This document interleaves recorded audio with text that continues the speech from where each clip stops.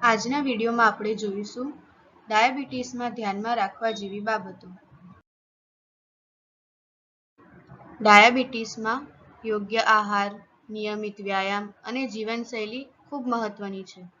આયુર્વેદ અનુસાર આ રોગમાં શરીરમાં કફ અને મેદની વૃદ્ધિ થાય છે. તેથી હળવો, તીખો, કડવો, કસેલો આહાર અને નિયમિત યોગ લાભદાયક ગણાય છે. સૌથી પહેલા આપણે જોઈએ ડાયાબિટીસમાં ખાવા યોગ્ય વસ્તુઓ.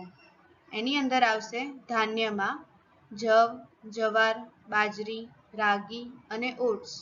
દાળ અને કઠોળમાં આવશે મૂંગ, ચણા, તુવેર અને મસૂર. શાકભાજીમાં આવશે કારેલા, મેથી, દૂધી, તુરિયા, પાલક, ગાજર, કોબીજ અને બ્રોકોલી.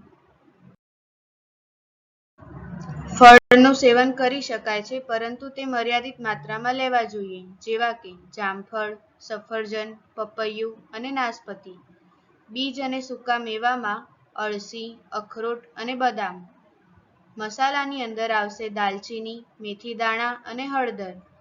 ઠંડા પીણામાં આવશે ગરમ પાણી જ લેવું જોઈએ, લીંબુ પાણી અને ગ્રીન ટી લેવી જોઈએ.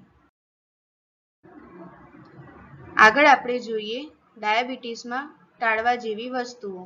આ વસ્તુ બ્લડ શુગરને ઝડપથી વધારતી હોય છે, જેવી કે સફેદ ખાંડ, મીઠાઈ, chocolate, cold drinks, packet juice, મેદાની વસ્તુઓ, વધુ તળેલું અને તેલીયો ખોરાક, વધારે બટેકા, ચોખા અને મીઠા ફળો, વધારે મીઠું અને પ્રોસેસ્ડ ફૂડ.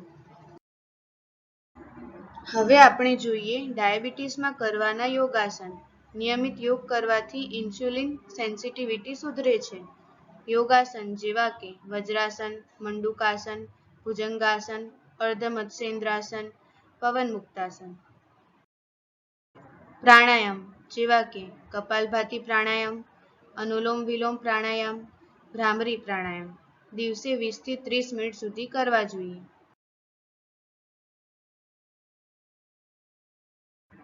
હવે આપણે જોઈએ ડાયાબિટીસમાં ધ્યાનમાં રાખવા જેવી બાબતો.